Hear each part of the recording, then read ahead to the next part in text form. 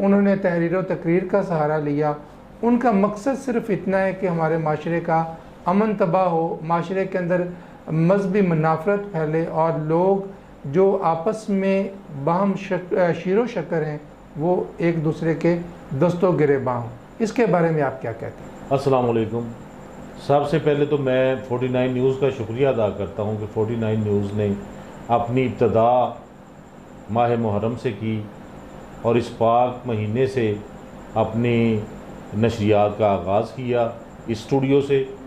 और जो बात आपने पूछी है कि मजहबी हम आहंगी और ये मजहबी मुनाफरत, ये सबसे पहले तो ये है, ये इल्म की कमी है। इसमें ये सबसे ज़्यादा जो शिकार होते हैं वो हैं नई नस्ल, नौजवान तबका, जिन्हें कुछ शऊर हासिल नहीं या इल्म की कमी है।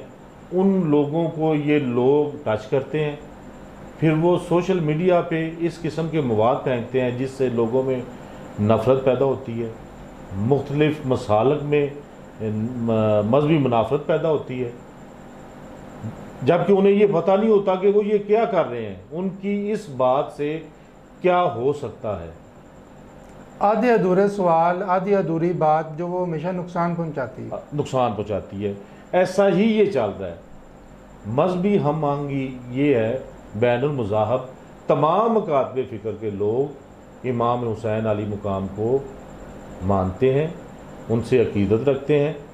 इमाम हुसैन अली मुकाम सिर्फ मुसलमानों के लिए ही नहीं, उन्होंने तमाम इंसानियत पे, वो मोहसिन इंसानियत हैं। कोई पाबंदी नहीं कि हिंदू नहीं मान सकता, सिख नहीं उन्हें मान सकता, सभी मानते हैं।